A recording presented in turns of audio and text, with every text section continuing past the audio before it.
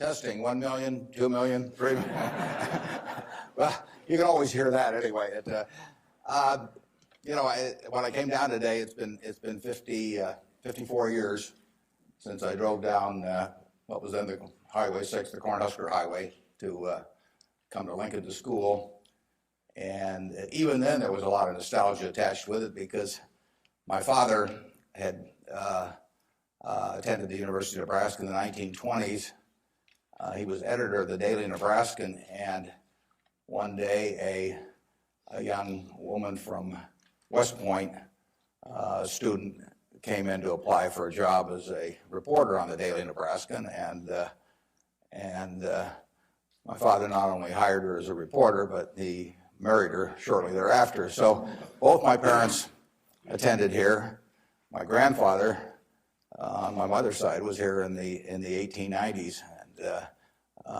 So a lot of good things have happened to me because of the University of Nebraska. I received a terrific education here. I was telling the dean the most valuable thing I learned here, but I learned a lot, but the most valuable was accounting, and we had a wonderful professor named Ray Dean.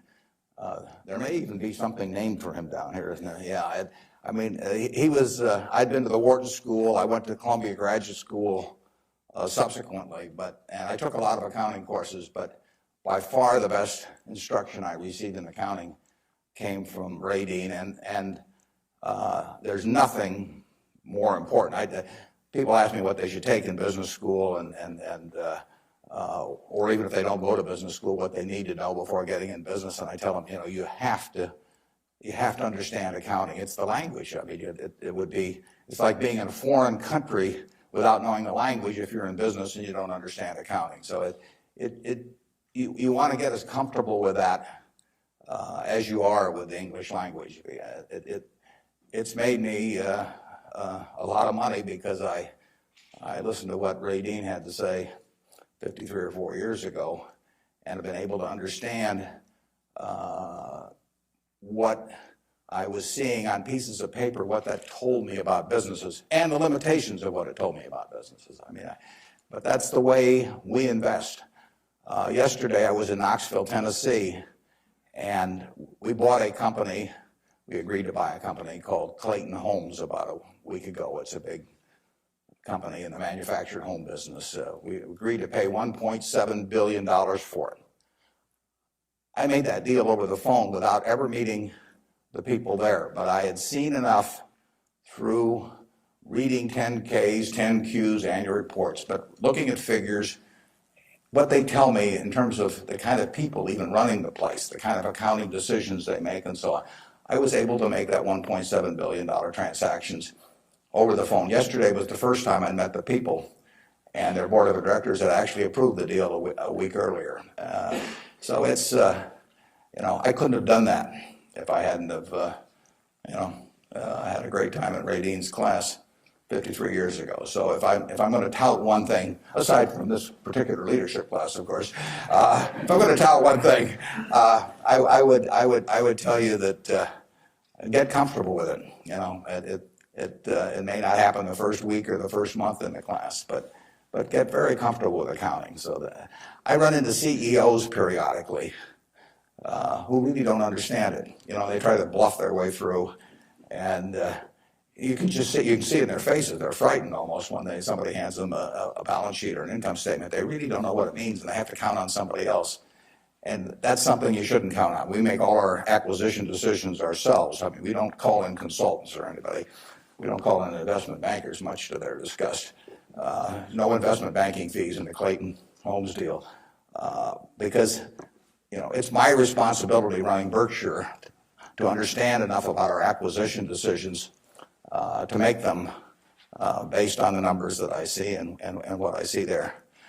This course, however, is about leadership, and I'd like to talk just for a minute about that, and then I'd like to really talk about whatever's on your mind, and we'll get questions. But leadership obviously it's a very simple thing in concept.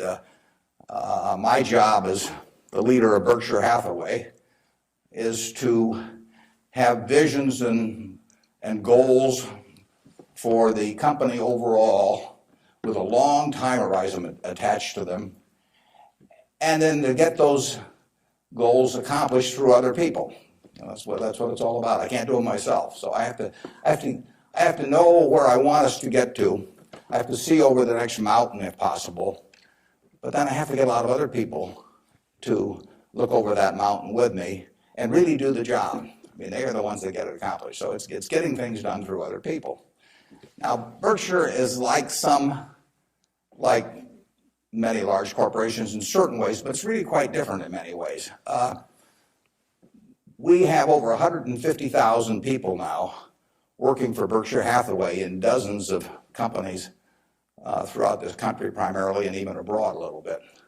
We have exactly 15.8 people in headquarters, and Deb Ray came down with me today, so we've only got 13.8 there today, and we're probably working just as well with those 13.8 as we would if Deb and I were in the office. But that's an unusual organization. I mean, we have dozens of operating managers, CEOs of their businesses, out there running them today, and they do it without any direction from the home office except for one very limited piece of direction that I give them, which I'll get to in a second. But we have these people, and they're an unusual group of people running these businesses because most of them have sold their businesses to us, and they're very, very wealthy. 3/4 of our managers do not need to work financially. They have no reason financially to work. Probably 3/4 of them are worth at least $50 million, and we have some that are worth in the billions. And yet these people jump out of bed every morning, and work, and they work weekends, and they love working. And why is that? And what's the key to that? Well, the key really is the same reason I keep working. I'm 72. I'm getting Social Security now, so I should be in Florida, pushing shuffleboard around or something of the sort. But I do what I can do, anything in the world I want to do. But what I want to do is run Berkshire Hathaway. Now, why do I want to run it that way? There's a couple things. A, I get to paint my own painting. I go down there every day, and I feel like Michelangelo. They're working on the Sistine Chapel or something. Nobody else may think it's a great painting, but I get to paint my own painting. I do not have people second guessing me. I do not have people saying, why don't you use a little more red paint than blue paint? Why don't you paint a seascape instead of a landscape? I get to do my own thing. It's a form of creativity. It's exactly like somebody feels it's a professional golfer or somebody feels it's a painter. They're not doing it for the money primarily. They're doing it because they like doing something well, and that it happens to be down the route of their talents. And the second thing I like, frankly, is I like applause. I like appreciation. So I like having shareholders who feel good about what I've done. I mean, I have a 96-year-old aunt, and her husband went to the University of Nebraska too, and she is. She has all her money in Berkshire Hathaway, and she counts on me. And she's out in Palm Springs now, and her whole net worth is in Berkshire. And I've got cousins, and I've got everybody in our family has got all their money in Berkshire. And so those people are counting on me, and that's kind of fun to have something where you can actually deliver for other people and change their lives in positive ways. As a matter of fact, we had a couple that nobody had ever heard of up until a few years ago, the Othmers. In New York, they came from Omaha. Don Othmer went to Central High. Mitt Othmer, not sure which high school she went to in Omaha, probably South High. They left $750 million when they died. Nobody ever heard of them. And I think a substantial portion, went right here to the University of Nebraska. It was probably a total surprise to the university when they got, I don't know, you probably got $150 million or so. Yeah. Yeah, well, you should thank the Othmers, but nevertheless, you see the money, you see good things happening out of it. So it's fun. I mean, it's, it beats playing golf every day or something of the sort.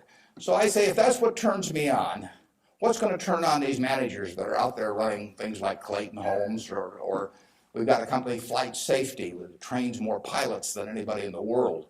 Flight Safety is run by an 85-year-old man, Al Yulshi. Al started the company with $10,000 in 1951. It now trains 4 or 5 times as many pilots as non-military pilots, as anybody in the world. And he is there at 85, and it's a matter of public record. He's got $1 billion worth of Berkshire shares.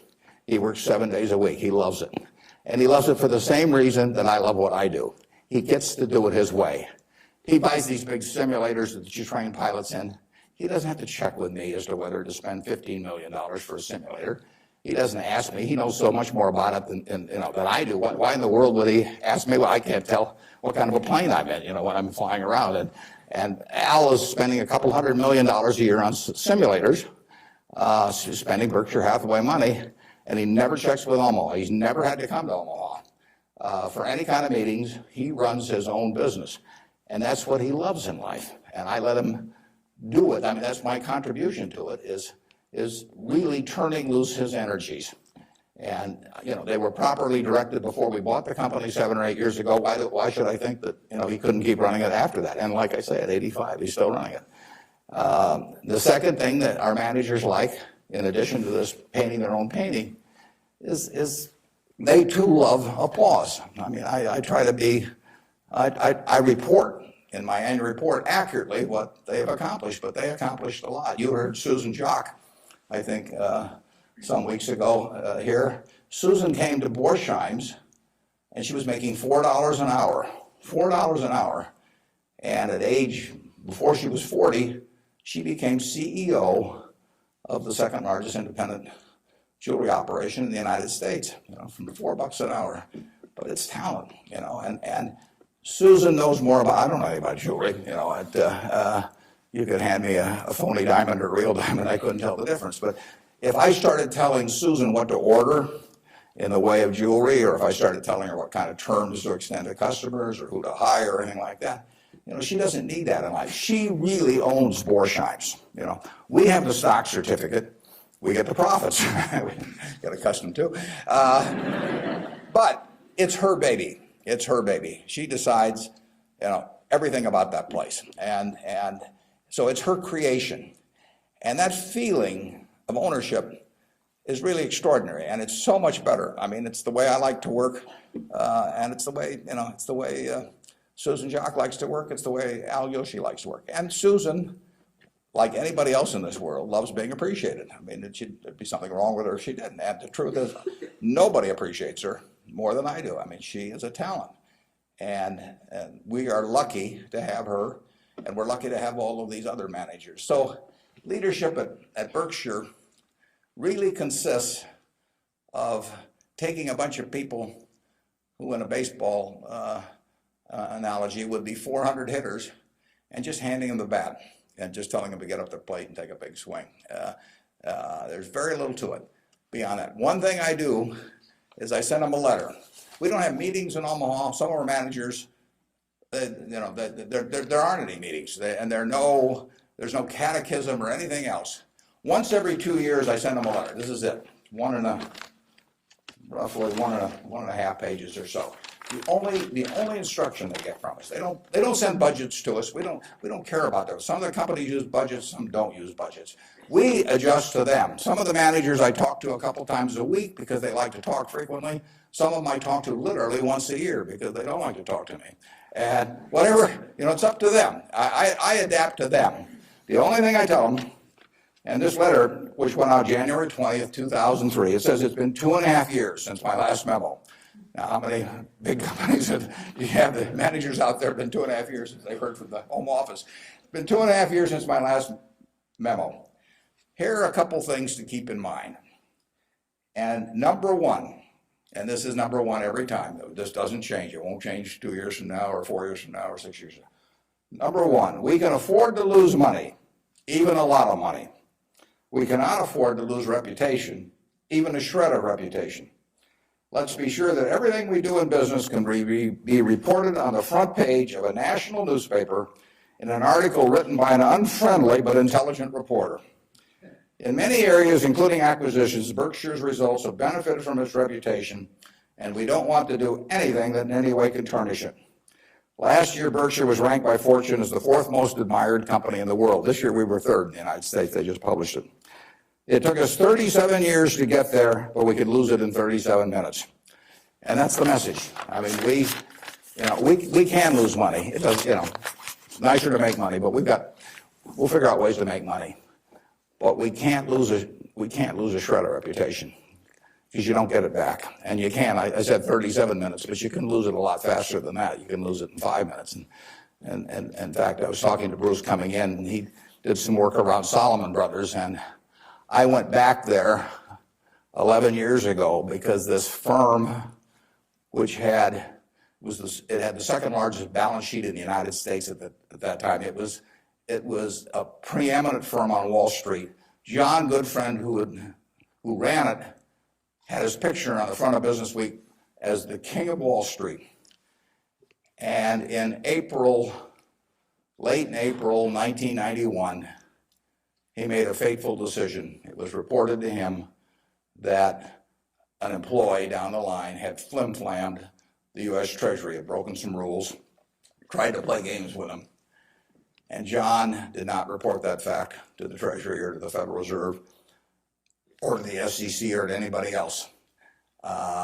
He didn't do anything wrong himself, but he got behind the curve. He didn't report it. The president of the company, Tommy Strauss, didn't report it. If you saw that Katie Couric show on Sunday night on the Central Park Jogger, Tom Strauss was on there, but Tom Strauss ended up losing he was president of Salomon Brothers. John was chairman, John Goodfriend. They didn't do anything. They dawdled. And after a few weeks, the same guy that had committed the terrible acts earlier, on May 15th, he did the same thing again at a Treasury auction. And now they were in this terrible pickle because they had known about this on about April 28th, that this guy was a bad actor. And they hadn't done anything. And now on May 15th, he does the same thing again. And now if they go, they start feeling if they go and talk about it, the people will say, well, why weren't you in here before? So they just kept trying to shove it out of their mind and do other things. And it came within inches of destroying the firm. It destroyed their careers. I mean, John Goodfriend had spent 30 years in Wall Street and had a fine reputation. The king of Wall Street was brought down by one simple act of omission. All he had to do was pick up the phone. Jerry Corrigan was head of the New York Fed. He had to pick up the phone and say, Jerry, you won't believe this, but this crazy guy in our Treasury Department, a fellow named Mosier, has just done this thing, and I'm terribly embarrassed, and what can we do to make it right? I mean, and Jerry Corrigan, being Jerry Corrigan, would have turned red in the face and gotten very mad and issued a lot of language I couldn't repeat here, but in the end, he would have said, thanks for calling and telling us about it immediately. And we'll slap a fine on you or do whatever is appropriate.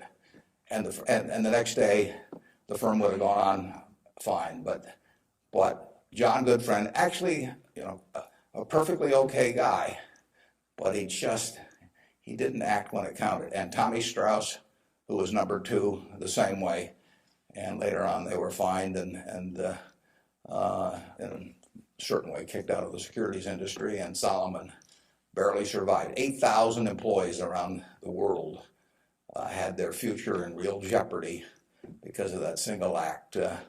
So just apply the newspaper test. That's what I tell our managers. I could have a 1,000-page book of ethics. I could have all kinds of rules and hundreds of but in the end, just all you got to do is think about, do you really want what you're doing put on the front page of the paper tomorrow to be read by your parents, by your spouse, by your kids, by your neighbors, by your coworkers? And if you're embarrassed about it, just forget about it. You're all going to do well financially. The nice thing about it is, you live in America in the year 2003. You don't live in Bangladesh. You don't live in America, of 1790 when it was. You live in a society which has a GDP of over 10 trillion, and you can just pick up the crumbs and you're going to do great.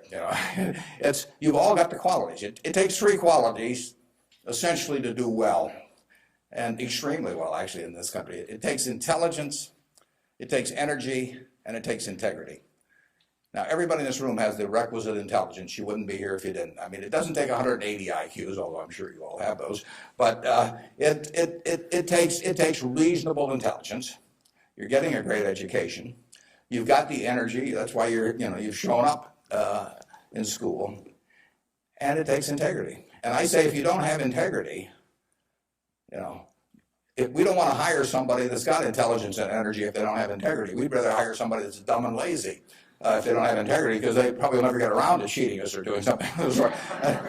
Last thing in the world I want is somebody that's lacks in. Mosher had intelligence and energy at Solomon. He was head of the government bond trading thing, and he had lots of intelligence and he had lots of energy, and he went to jail, and he almost brought down the firm.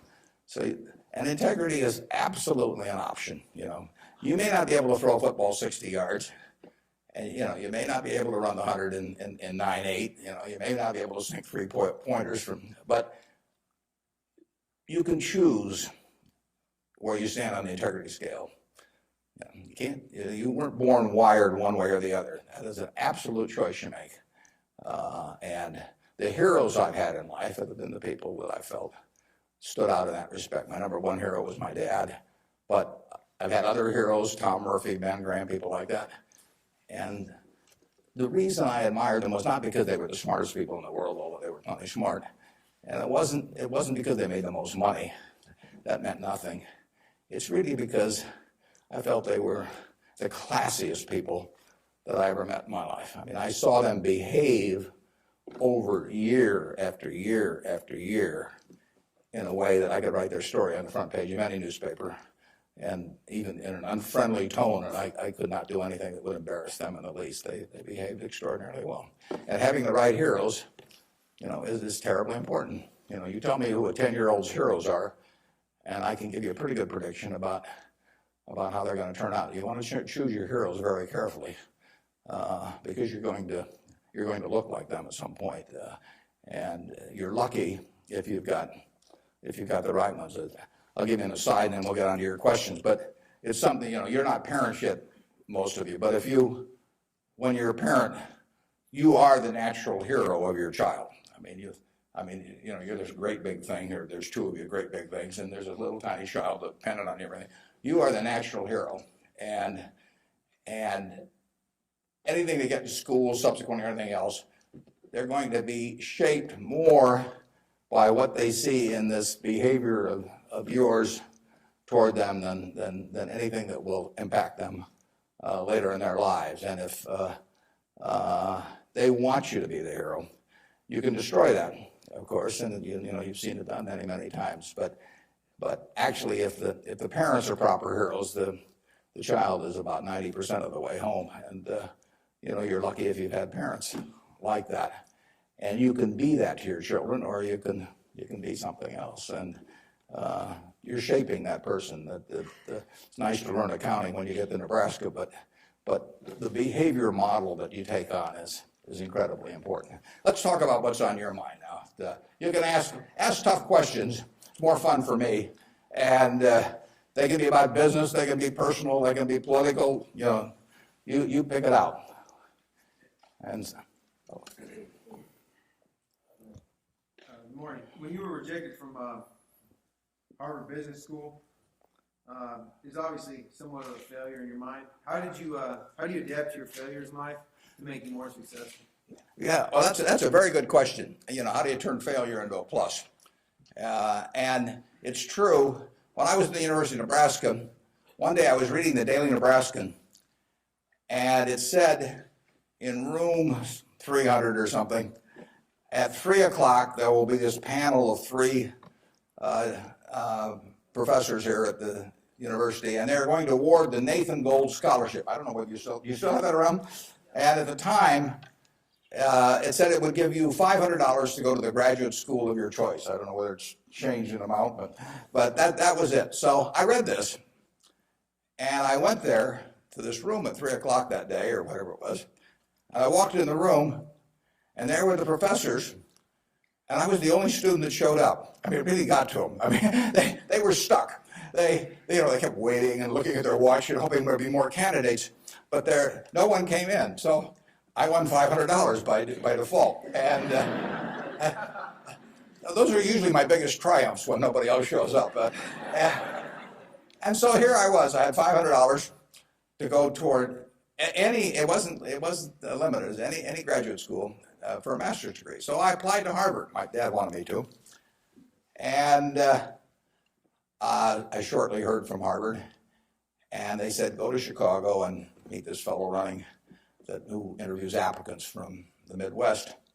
So I got on the train, and that's what you did in those days, and I spent about 10 hours on the Burlington going to Chicago. Then I transferred to another little interurban train to go up to this country day school where this fellow was the headmaster, and he was the big interviewer for Harvard. And I got there, and after about 10 minutes, he said, better think about something else. But, he come back later on. I was 19 at the time, and I looked about 12, and I acted about 8. So it was not a great combination. But so he said, forget it. So I took the little interurban train back to Chicago, and I took the 10-hour train back to Omaha. And all the time I'm thinking, what do I tell my parents? It's kind of embarrassing.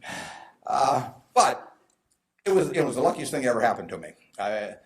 Because if I'd gone to Harvard, I would have gone to a 2-year business school.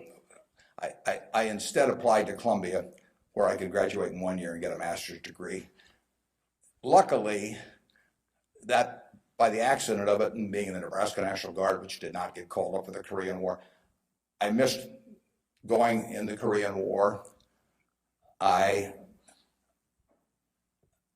got to meet Ben Graham, which had an enormous effect on me subsequently. And I probably got my wife that way because she was going to Northwestern. And I was able to put on sort of a full court press because I got out in 1 year.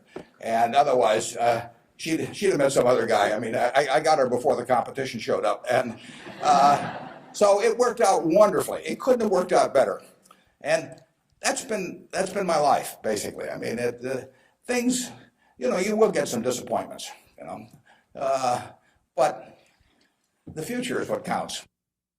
That'd be fun if I knew every decision I was going to make was going to be perfect. It would not be as much fun. It'd be like playing golf and knowing you're going to hit a hole-in-one on every hole. You wouldn't play golf if every time you got on a tee, you just took a swing and the ball ended up in the hole. It'd be fun for a few days. You get on TV, but the game would not be any fun.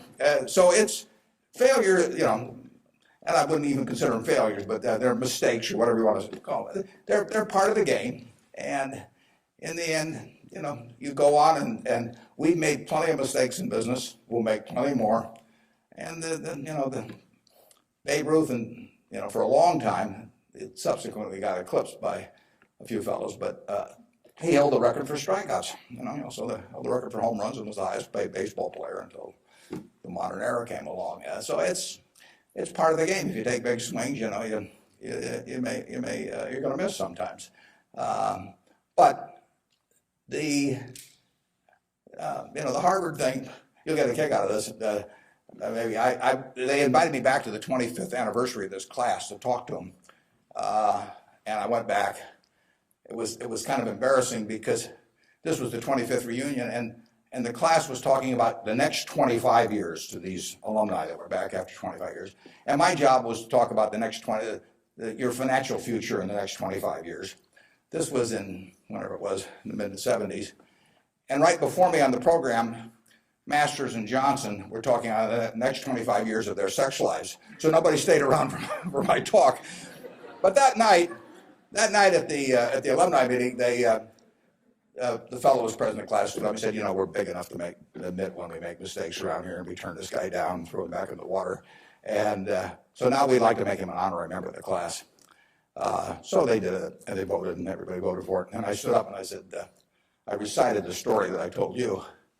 And I told him, I said, at the time I was kind of philosophical about this. I was young, and maybe my grades weren't that good or something. And so I took the rejection kind of well. But I said, now that I've met the people that got in the class, I'm really sore.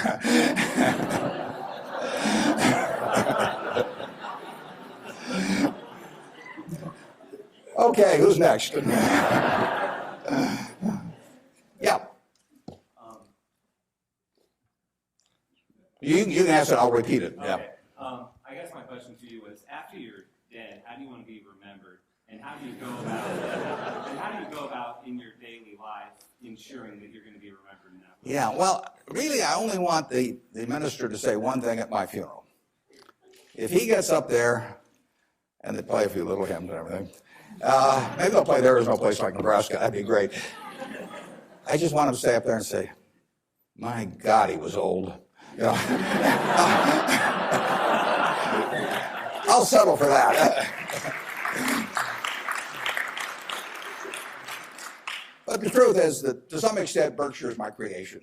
So I would like people, to the extent that people regard that well, that's what counts. I mean, that's my painting. And I hope that people look at, I've been running now for almost 38 years, just about 38 years exactly, and it means I only got another 30 or 40 to go. And I hope that that we have done some things differently than other corporations. We've operated on a different model. And I hope two things about it, actually. I hope, A, that people realize that that model works and why it works and so on, because it does conflict with certain management theory over the years. And secondly, the important thing is that it lasts well beyond me. I was down at Walmart 6 months ago and talked to their management group, and I had a great time. What is really astounding, I voted for Walmart as the most admired company in the country last year. That's where my vote went. It was astounding what Sam Walton built, starting in Bentonville, Arkansas with a pickup truck, taking on JCPenney and Kmart and Sears and all of these people with no money, no real estate, no preference with vendors, no credit card lists, anything. He just took them on, and of course he just ran away from them. But the really impressive thing about Walmart is that Sam died about 11 years ago, and there's been no momentum lost. I mean, what he instilled in that company, nobody else could have built it like Sam, but David Glass first and Lee Scott now as the CEO, they have kept that company with its special culture going at full steam ever since. And that's really what I hope happens with Berkshire, and I've tried to think about ways to make that happen. But the real test will be if 10 or 20 years after I die, that the special culture that I think is part of Berkshire is not only just as strong as ever, but even stronger. We have a situation at Berkshire where in 38 years, we got all kinds of CEOs out there running all kinds of businesses, 3 or 4 of them in Omaha. We have never had one CEO ever leave us, period, to go someplace else. I mean, I don't know that there's any place like that in the country. So it's been and we've never issued a stock option. You read in the papers that you got to have stock options to attract quality people, all that sort of thing. I mean, we've never had a share of them, and in the end, I don't know how many dozens of managers we're talking about, but no one has ever left for another job, and some have been offered way more money. In fact, Ajit Jain, who runs our reinsurance operation, probably could have increased his income 10 times, tenfold. Now, he's already making many millions, but tenfold. But he doesn't want to leave. And that is the culture that I hope we can maintain, and that's what I'd really like to be. If I've done anything to contribute to that, continuing after I die, that would be terrific. Of course, I actually plan to keep managing Berkshire after I die. You have to understand that. I have given all the managers Ouija boards. And I've got these dark rooms they're going to go into, and I'll be there. Mrs. B at the Nebraska Furniture Park worked till 103 at Berkshire, and she's sort of our examples. And then she took off from work, and she died the next year. So it's very dangerous to quit as early as that. Yeah. Am I supposed to be calling on these people? Okay, good. How do you determine via your personal finances what organizations or foundations you give your money to? On personal finance, how do I handle them? Or? How do you determine where you make your donations? Oh, well, we've got there's a Buffett Foundation. Eventually it will have everything. I mean, basically everything I've made will go back to society. America's done it for me, and that's where it should go. I've got about an 8-page letter that the trustees have already seen. Incidentally, there's very few trustees. I don't believe in large groups of people making decisions. It gets to be, it sort of descends to the lowest common denominator. So there's only, maybe 5 or 6 trustees. Interestingly enough, not just by accident, but I picked the people who I trust in the most in terms of both their intelligence but also their quality to run it. After I have people I feel the surest of, a significant majority will be women. It'll be a woman-controlled foundation, and probably the largest foundation in the world at the time, but with a very small number of trustees. I have, in my letter, I tell them that I'm not going to give them any specific instructions as to what to do with the money. I tell them that their judgment above ground will be better than my judgment 6 feet underground. So in the end, I want them to do a couple of things. I want them to attack really big, important causes. I don't want them to give $1 million here and $1 million there and everybody that, that asks that they know and that sort of thing. So I don't want them doing things with an eyedropper. I want them to take very big swings. And then I want them to measure what they're doing by the importance of what they're doing as contrasted to the natural funding constituency for that. Now, taking the health field, I mean, you got the National Institute of Health spending billions and billions of dollars. You got all kinds of money going into medical research.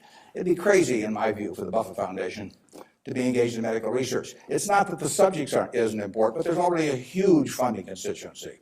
It would be crazy for the money to go to Harvard or something of the sort. It isn't a fine educational institution, but you've got all of these people that give money to Harvard, and they've got a rich alumni base and all of that sort of thing. So I want the combination of a terribly important program and the lack of a natural funding constituency. Well, where do you find that? You find that with unpopular causes to quite a degree. Rockefeller felt somewhat the same way. It's interesting. He was the first major patron of any sort of black colleges in the United States. Now, if you think about it, black colleges had no funding constituency. I mean, their alumni didn't have any money, basically, if you go back 75 or 100 years. So there wasn't any money coming. People didn't, they didn't build great businesses and then leave tens or hundreds of millions of dollars to the institution. And it was self-perpetuating. And so Rockefeller stepped in, and he took a group of black colleges and funded them in a very, very big way. And I admire that kind of a decision enormously. Otherwise, nothing would have happened. And that's what I hope the trustees of the Buffett Foundation do. I was with Bill Gates last week, and I consider his foundation, he and Melinda together, because they're equal partners in it, I consider their foundation to be the most logical big foundation in the world. They're giving away about $1 billion a year. Now, Bill said to, and Melinda said to themselves, how do we save the most lives per dollar spent in the world? And they decided that in certain major medical areas, that what was being done abroad in many countries was zilch in terms of these things that were easily preventable by vaccines or various other things. And they decided they could save huge numbers of lives per $1 billion spent. But they'd be spending it, in places like India and Africa, where they would get no credit in the United States. I mean, no buildings with their names, no nothing. But that was their metric. And that's Bill's sole metric. I mean, he doesn't want to talk about, you can go to him with some proposition to stick his name on something, for $50 million. It doesn't interest him at all. It's a totally rational one, and he pours himself into it. He has educated himself on medicine, and particularly medicine outside the United States, in a way that I've never seen anybody. And I've got good news for you. This you should write down. On May 2nd, on public broadcasting, there will be a program where Bill Moyers is interviewing him, and Bill explains his philanthropic thinking. And I went there. It was taped at Columbia University, and in fact, you may even see me in the audience sitting next to Melinda. But it's going to be a great program. They took about 1 hour and 20 minutes, and it's going to get edited down to 56 or 58 minutes. But you will hear as cogent an argument for rational philanthropy on that program as you'll ever hear in your life. So it's interesting. That program came about because about 2 years ago, I asked Bill a question at a group I get together, something akin to what you asked him. I asked him to talk about the evolution of his philanthropic thinking. And there were a group of about 60 of us there, and he talked to us, and I mean, it was a fabulous talk. And I said, you got to get that out in the public domain somehow. So this thing with Bill Moyers does that. If I die tonight, all my Berkshire shares, which are 99% of my net worth plus, go to my wife. She dies first, hers go to me, and then it all goes to the Buffett Foundation. And it will then be active on a very big scale, and those are the guidelines. And who knows what those problems will be. I mean, it might well have been civil rights in the early 60s. I mean, the civil rights organizations, were not being funded by anybody. And I mean, money wasn't the big problem, but it was a problem in the civil rights arena. And there was no natural funding constituency for that. It was a very important issue, but it was an unpopular issue in many respects. And it seems to me that's where the money should go, particularly if you have it on a big scale where you can really do something. Depends when I die, but 10 or 15 years from now, the foundation could really, it could have a lot of money, and so they could do some things that nobody else could attempt. And it won't be what people want them to do. That's the nature of it. If it was what people wanted to do, it'd already be being done. The interesting thing, the contrast between business and philanthropy is interesting. In business, I swing at easy pitches. I stand there at the plate, and if I like pitches 1 inch above my navel, right in the center of the plate, I can wait and wait and wait because there's no called strikes. As long as that bat's on my shoulder, nobody's calling a strike. If the pitcher throws me General Motors at 36, IBM at 82, Microsoft at 25, and I don't swing, it's not a strike. It's not a hit either, but it's not a strike. Only when I swing is it a strike. So I wait for easy pitches. I wait for things I understand are exactly in my sweet spot. Philanthropy is just the opposite. You're looking at the toughest problems the world faces, and they're intractable to some extent. These are tough problems. And they have resisted the utilization of money over the years, and that's what makes them tough problems. The problems you can solve with money are the easy ones. It's the problems you can't solve with money. So they are very tough problems. One thing I've gotten involved in just a little bit recently is something that Sam Nunn is heading, the former senator, called the Nuclear Threat Initiative.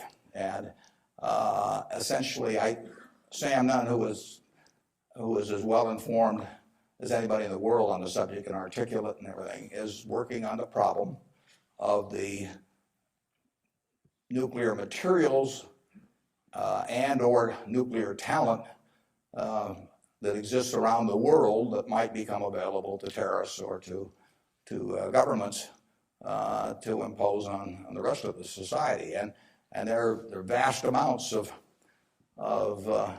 uranium and lesser amounts of plutonium, and there's a lot of unemployed Russian scientists and so on. So this is something that Ted Turner actually set up a couple of years ago and got Sam to handle. And because AOL Time Warner stock, which was being used to fund it from Ted, has gone down a lot in price, they've run short of money. So that's something I'm involved in. It doesn't, it's not something that has any popular appeal. You can't send out something and get hundreds of thousands of people to respond. But that's the kind of thing that I think the foundation should be doing. Yeah. With the government possibly considering eliminating double taxation on dividends, would you ever consider declaring a dividend on your stock? And what kind of decision-making process do you go through when you're looking at those businesses? Yeah, the question is, with the government considering eliminating the double taxation on dividends, would that change our attitude at Berkshire toward paying dividends, and what sort of decision-making framework do we have about whether we pay dividends or not?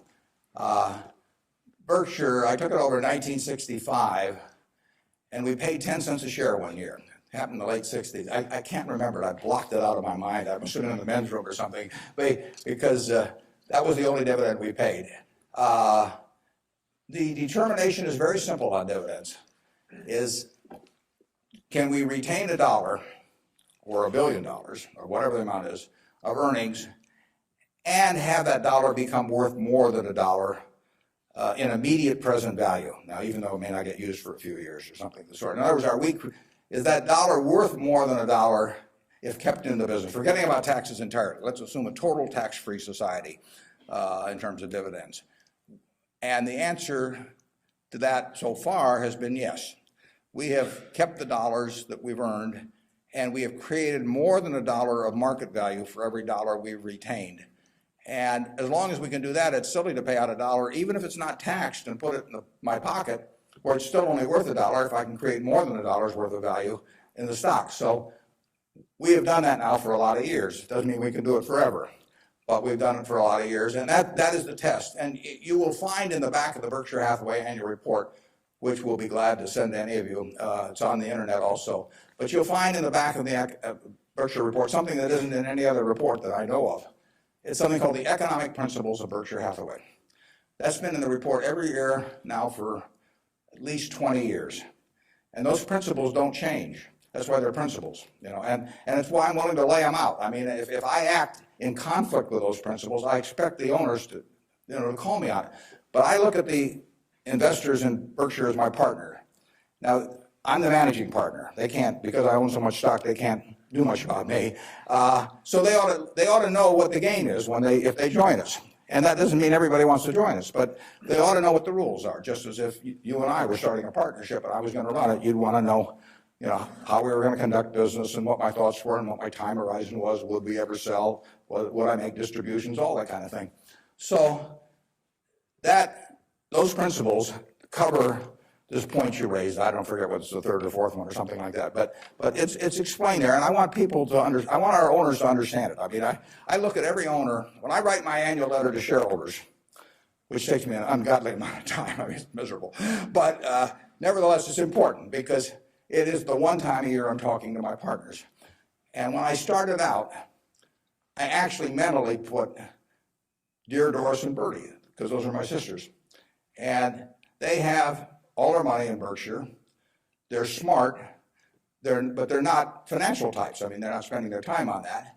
And I essentially want to be talking to them as bright people who don't know a lot of financial jargon necessarily, but they're interested enough that they'll read a lot because they got all their money in it. So I don't have to worry about keeping it short or anything like that.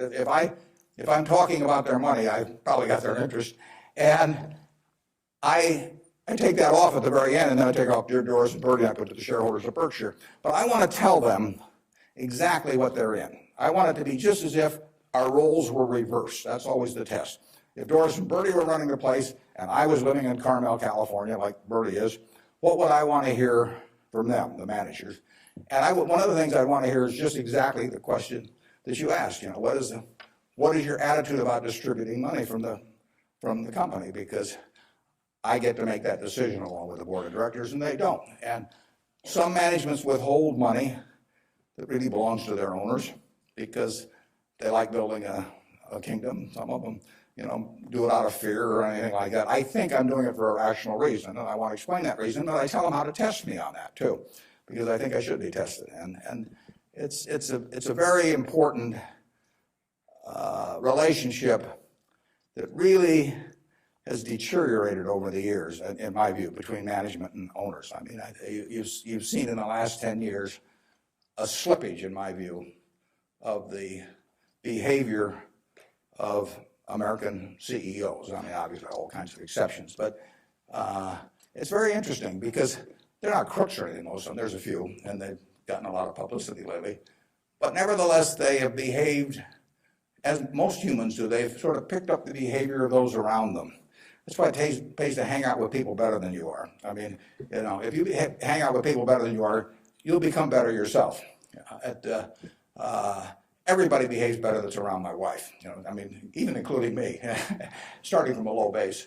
But she just has that effect on people, and other people pull you down. I mean, when I was in the National Guard and we would go to camp, in about an hour I was reading comic books. Pretty soon everybody's reading comic books. The language, every other word becomes some form of profanity. Everything you just sink. Well, what happened to American CEOs in the 90s is that the behavior, the situational ethics, sort of caused behavioral norms to sink. I say it's a little like how Mae West described her career. She said, "I was Snow White, but I drifted." And American management drifted to quite a degree during that period. I think it's very important, what that relationship is. people have given you their money at Berkshire Hathaway or any other company, and I'm a trustee for them in effect. And then the question is, they ought to, since I control the place, they ought to know the yardsticks. So if you do go to our website, go to the back of the report, and there's something that says economic principles, and we try to discuss everything that's important. And I tell them I'm going to put them in there every year so that they can hold me accountable. Yeah.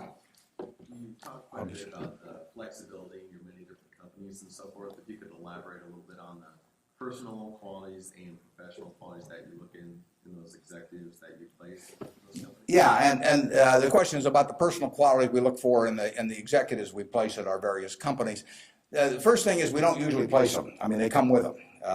We don't have anybody to place. So I have the problem occasionally if somebody dies or to replace a CEO, but most of our CEOs came with the deal. Clayton Homes, which we're buying, comes with Kevin Clayton running it. We will put no one in there. He will run the place just as before. But in terms of the personal quality, when a seller comes to me with a business, whether it's Clayton or any of the others, Ike Friedman at Borsheim's, Mrs. B at Nebraska Furniture Mart, when they come to me, the first question I have to ask myself, because I'm counting on them to run the place, I have to decide do they love the money or do they love the business? Now, there's nothing wrong with liking the money. I mean, they all like money, but they've got to love the business. They've got to have a passion for it. Because if I give them a whole bunch of money and they love the money and they don't love the business, no matter what they tell me, 6 months from now they'll be gone. I mean, they'll just all of a sudden say, "Why am I getting up at 7 in the morning just so I can send a lot of money to Omaha?" I mean, it won't work. So they have to love the business. I mean, I want people with a passion for the business. I used to say that I had a one-line employment form, one-question employment form. The question was, "Are you a fanatic?" If you answered yes, you got the job. Because I want somebody who's fanatic about their business. I mean, you want people that love teaching. If you're in a classroom, if they don't have the passion for it, it doesn't work very well. So now if they've got the passion, and our managers do, but not everybody would. The financial operators don't. We've never bought a business from an LBO operator, a financial operator. They don't give a damn. I mean, all they want to do is make sure your check clears, and they're gone. And it isn't going to work if we try to buy from them. So we buy from these people who love their businesses. And then really my job is just to make sure that I don't mess it up and create conditions that cause them to quit loving it for some reason, because they come in loving it. Only I can mess it up. And they care about being treated fairly on compensation, but they don't measure it against everybody else. They don't have a lawyer they're negotiating with me. I mean, I don't have a compensation arrangement with any of these managers that can't be put in one paragraph. And then I go to other companies where they have a lawyer come in and there's 80 pages, and it tells what's happened, how much they get paid in severance, or they end up going to jail. I won't deal with somebody that thinks that way. And that's fine. There's a self-selection process in terms of who comes to us. There's this invisible filter out there that causes the Claytons of the world, the Al Yoshis of the world, the Ike Friedmans of the world, the Mrs. B's of the world to come to us. When I made the deal with Mrs. B in 1983, Mrs. B had another offer from somebody else that was somewhat higher. And she just said, "I don't care." She only owned 20% of the company. She had 4 children, they each owned 20%. She told them, "I'm selling to Mr. Buffett." She always called me Mr. Buffett up till when she was 104. In fact, when I'd walk in the store, she'd say, "Here comes my new young boyfriend," which I don't get that a lot of places, I can tell you. But she built this thing. She came over here in 1921 or 2. She landed in Seattle with a tag around her neck. She couldn't speak a word of English. Said Fort Dodge, Iowa. She couldn't communicate. She just had the tag. The American Red Cross got her out to Fort Dodge. And for 2 years, she got no place because nobody spoke Russian or Yiddish, actually. And so she moved to Omaha just to be around some other Russian Jews who she could at least talk to. She learned the English language when her oldest daughter, Frances, would go to school and come home at night and teach her the words. And she started out and she started sending $50 at a time over to Russia to bring her siblings. She had 7 siblings, and her mother and father to get them over here. After 16 years, She brought all the family over. She saved $500 in 16 years, you know, peddling used clothing, whatever. And she started in Nebraska furniture market at $500. And it's now the largest home furnishings complex in the world. And it all came from the $500 and a very, you know, special woman. And can you imagine building something like that and selling it, you know, to some financial operator who's going to resell it, you know, try and go public with it a couple of years later? And you know, it meant something to her. She wanted it to continue like it has continued. And those are the kind of people we want to attract. It isn't so much me selecting them, it's them selecting Berkshire. I mean, that's the key. And frankly, we've gotten to that position in this country where the people that do care about their businesses, good-sized businesses, there's no second choice besides Berkshire. We get them. You know, they come to us. We had a woman, Doris Christopher, come to us last year. Doris Christopher, in 1980, had 2 little girls, lived in Chicago, lived in a probably $20,000 house, and she and her husband both worked. She's looking for something to do to make a little extra money. She thought about catering and decided that it would take her away from the kids too much. So she decided that what she knew best, though, was she'd been a home ec teacher. She knew cooking, and she knew the kitchen and what was useful to people. So she borrowed $3,000 on her life insurance policy. That's all she had. She went down to the merchandise mart in Chicago and said, what's the least amount of this utensil or that utensil a manufacturer would sell, usually a dozen. And she took them home, and then she had the idea that she would hold these parties, essentially, in people's homes. And so she arranged with a woman in suburban Chicago to hold the first party. She almost turned back. She started driving there. She thought, oh, they'll laugh at me and I'll knock the stuff over and they won't buy it. You know, what you do. She's very unsure of herself. But she went there. She sold, I think, $175 worth of goods that night. She sold me her business last year, and that business made $140 million pre-tax from this $3,000 investment. That woman had a passion for her business, and she understood her customer, and she loved her customers. She loved the people that worked with her. She got 67,000 associates. It's called the Pampered Chef. Some of you may have been to a Pampered Chef party. Almost 1 woman out of 10 in the United States bought something from us last year. And now, unfortunately, I have to acknowledge that she probably didn't understand accounting that well, but she understood her customer, and she understood people, and she likes people. You know, I met her one time, but when she wanted to sell her business, there wasn't anybody else to sell to as far as she was concerned. She came to Omaha. We made a deal in a few minutes. The compensation deal took us, 15 seconds. She's running the business. I've never been there. They're in Chicago. I hope they're there. I mean, we paid a lot of money for this. I mean, someday we'll buy a business and there'll just be some guy in a closet, somebody saying, what figure shall I send Warren this month? But I've never been there. I've met her and I've seen the results of what she's done, and she is in love with the company. Yeah. How do you intrinsically value the businesses that Berkshire acquires? How do I value the business that Berkshire acquires? Well, the first thing I have to decide when somebody calls me is valuing this business within my circle of competence. I don't know how to value Microsoft. I don't know how to value Oracle. I mean, if Larry Ellison calls me or Bill Gates calls me, and they don't. But if any of those, I don't know, or biotech or anything, I wouldn't know how to value it. I just, I wish them well and tell them, I think it's worth twice as much as they think it is, but I'm just not in the mood to buy today. I don't know. So it has to be within my circle of competence. My circle of competence is, businesses I can understand. And when I say understand, I don't mean understand how to use a computer or not use a computer in terms of a computer company.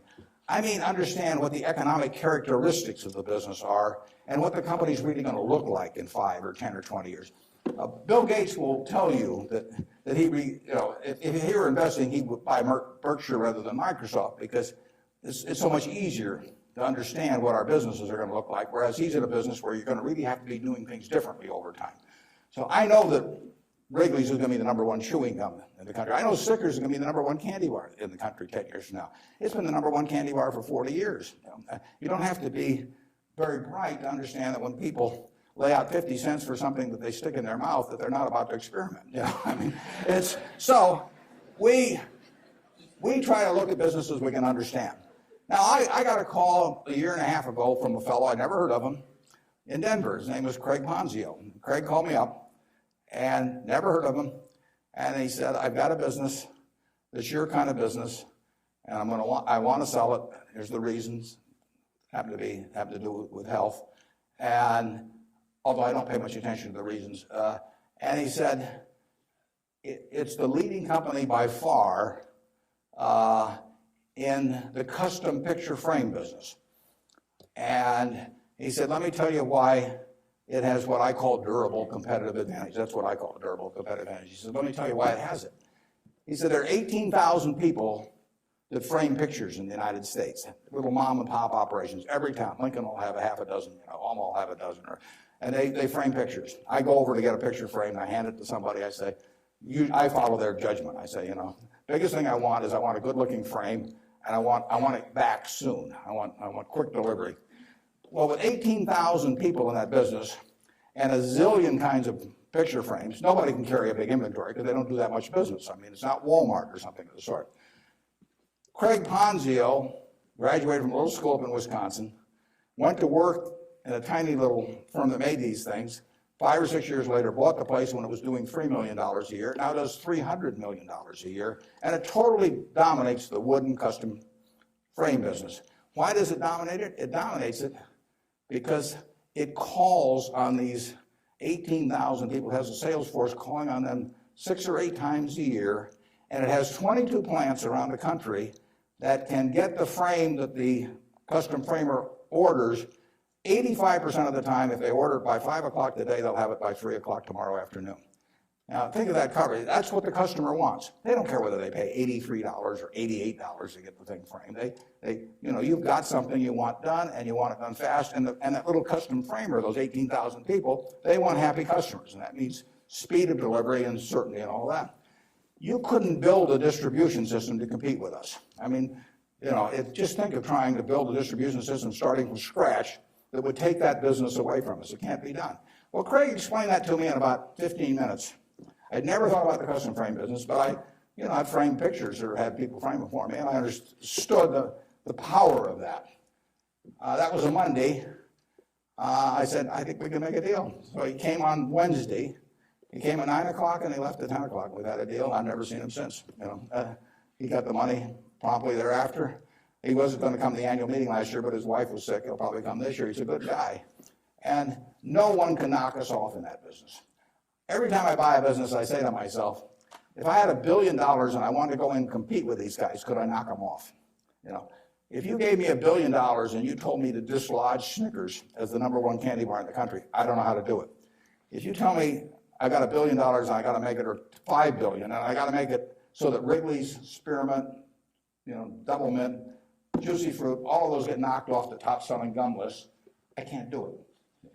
Now, if you give me $1 billion and tell me to knock off all the ladies' apparel shops in Lincoln, I'll make mincemeat of them very fast. I mean, I have a very good business myself, but I can destroy that. And the real test is, can some idiot with a lot of money destroy the business you've got if he decides to compete with you? And we try to buy businesses where no matter who comes along, they've got this durable competitive advantage. Those are the 3 words that count. And you can make that. You may be able to make that decision about companies that I can't make that decision about. They have to be pretty simple for me. But we buy things that, we have Fruit of the Loom underwear. Are people going to quit wearing underwear? Well, who knows? But we sell 44% of all the men's and boys' underwear that goes through Walmart and all of the mass merchandising chains. We've got the lowest costs around. Fruit of the Loom is a name that's been around since 1850 or 60. If you can buy 3 pairs of shorts from us, or 6 pairs or whatever it is, for $5.50 and nobody's going to sell them cheaper, why are you going to buy anything else? So we'll own that unless we mess it up some way. We've got a very potent advertising slogan there. We cover the asses of the masses. Sort of gets to it, doesn't it? Yeah, up there. Yeah.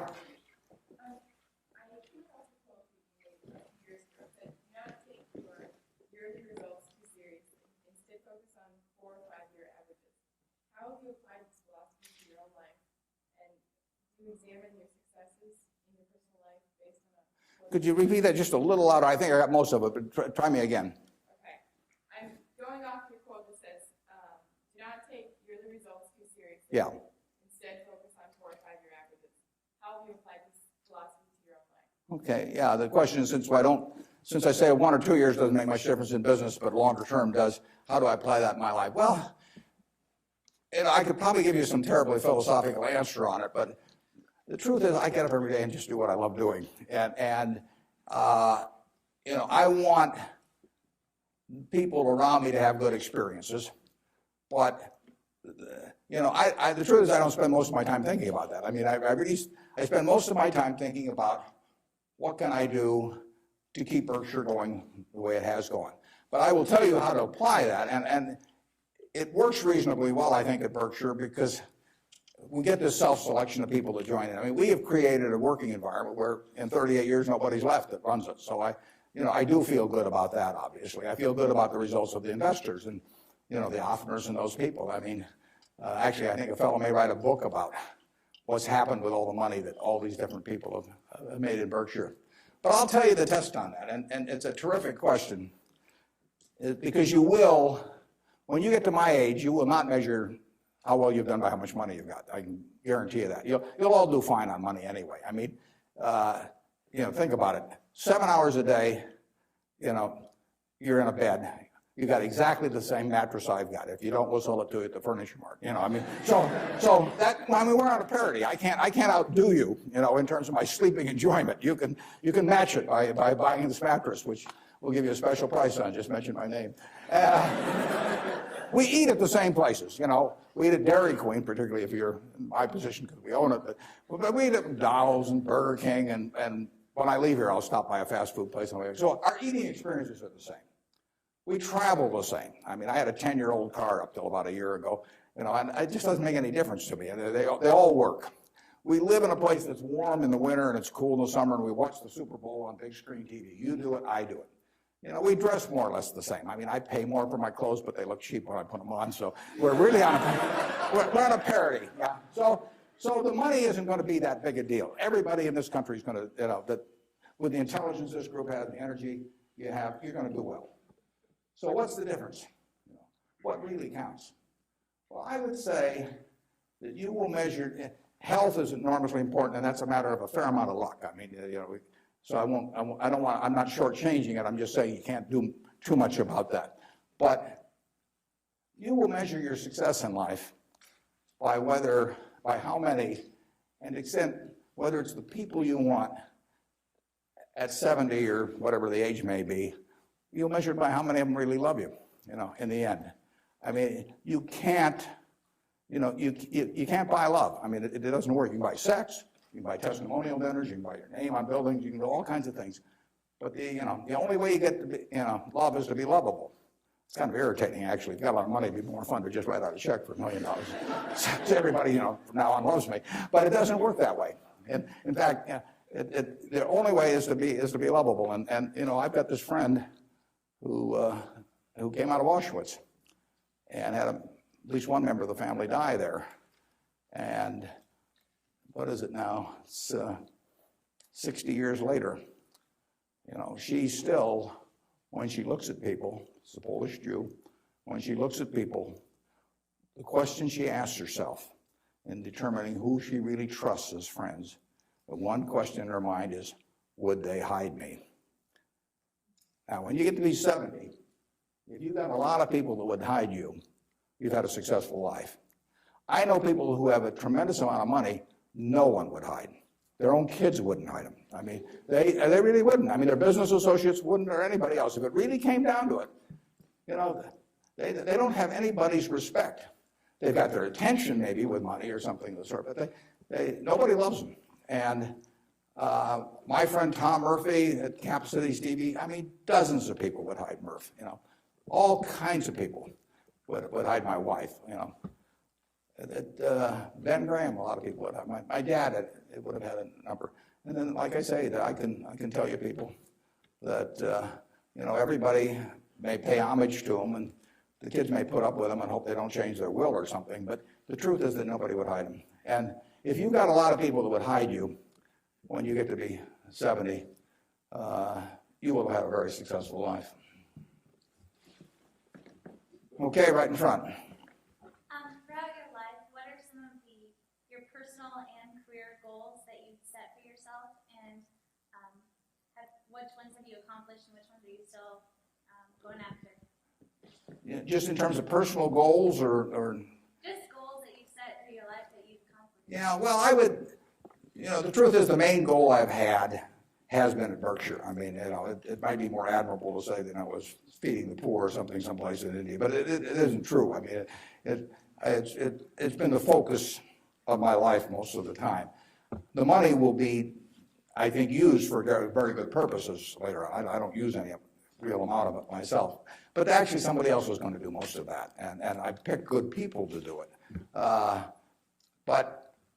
I've got 3 kids of which I'm enormously proud, and they like each other. They get, they do things together. They work, the family unit works extremely well. But my wife gets 99.9% of the credit for that. I mean, if you didn't turn out well under her, there's something really wrong with you. It's a life that's a lot of fun, but I do what I enjoy doing.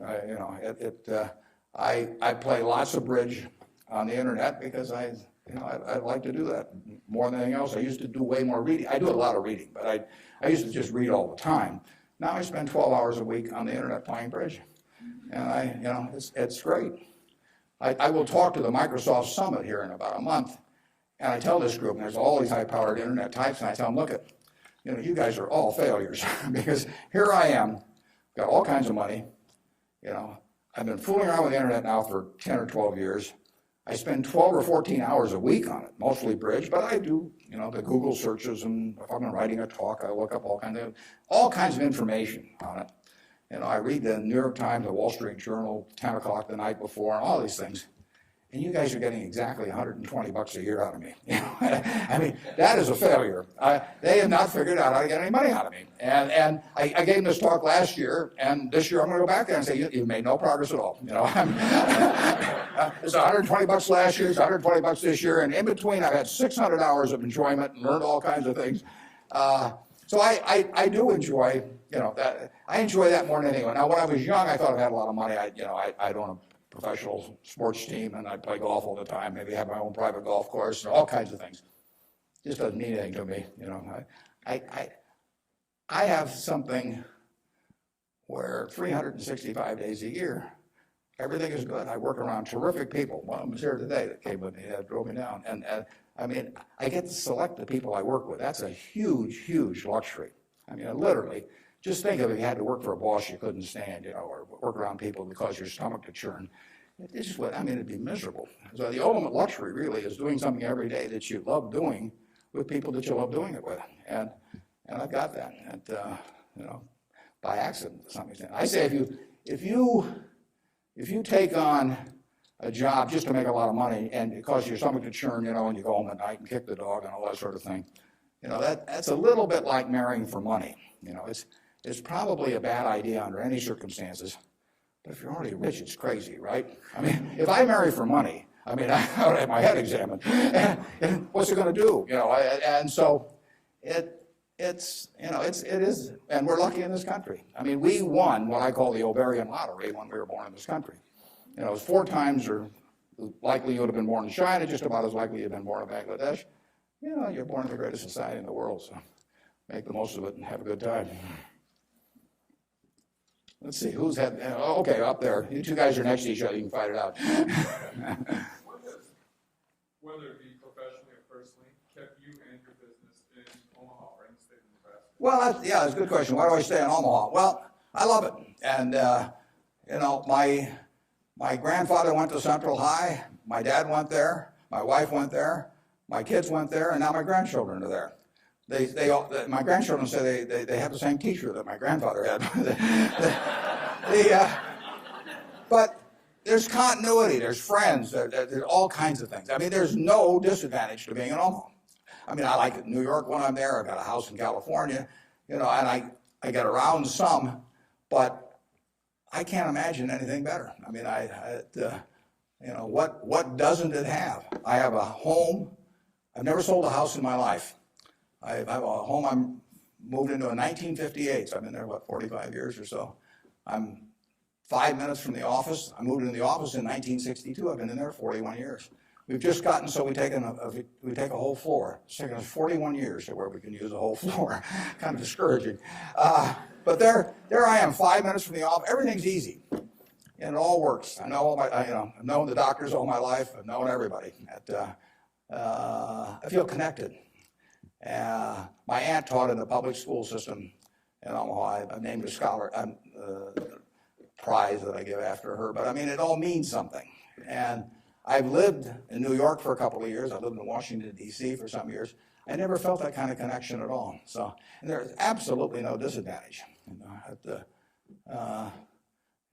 get the same information. Actually, with the internet and and Bloomberg and all that, no one can get any information any faster than I can get it. And there's just no downside. And I think it's been a terrific environment for my kids to grow up in. I mean, my kids have grown up in a neighborhood, perfectly normal neighborhood. I mean, no fences around it, no golden ghettos or anything of the sort. They've gone to an integrated public school. School has probably had between 20 and 30% black students for 75 years. They have great teachers. I mean, I think that part of education is a total life experience, and I think it's great that we have a good public school system in Omaha. If I lived in Washington or Los Angeles or New York, I'd have to send my kids to private school. I wouldn't want to do that. I'd do it because I wouldn't send them to a vastly inferior school just to prove some point. But the nice thing about it is I haven't had to make that choice in Omaha. I've got classy public schools, the same kind I went to 50 or 60 years ago. And they get more out of that experience, in my view. They have a better balanced view of life going through that experience than if I sent them off to some private school. I was with, actually, last week, there were 6 couples. Bill and Melinda Gates arranged it, and they had the headmaster of a private school in Seattle that Bill went to, and it's a classy school. But, if you're, I gather in terms of the public school system, that you're making a conscious decision to hurt your kid if you don't send them to a private school if you can afford one, and that's why these people do it. And I don't blame them. I mean, I do the same thing. But the nice thing about it is that Omaha, and I'm sure Lincoln as well, and throughout Nebraska, we have kept a good public school system. And frankly, I think that's one of the most important things in America, because one of the things has made America what it is. Think about it. 1776, 3 million people in America, 300 million people in China. They had 100 times as many people. They had the same IQs we had. They had the same physical abilities and all that sort of thing. They had a culture that went far back. They had lots of natural resources. We didn't know about it then because we didn't have oil and they didn't have oil, but we both had oil in the end. Coal, all these things, educational institutions that far surpassed ours at the time. And now we end up, 230 years later, we end up with, 36 or 7% of the world's GDP, from those 3 million people. Something about this system really works. Now, I think one of the things that works about it is we come closer to equality of opportunity than any major country in the world. But one of the keys to having equal opportunity is a good public school system. If you have one public school system for the rich and one for the poor, you do not have equality of opportunity. It's really one of the top things on my list. And when I got asked about, what you can do with money, I think that anything that creates equality of opportunity, right from the word go, I'm talking about from when you're 5 years old. And actually, my daughter's working on something that goes back before that. But anything that creates equality of opportunity is what's going to keep, America the kind of America that we have now. It's vital. And there's nothing more important than that than having a first-class public school system. And unfortunately, the communities where they've lost it don't get it back.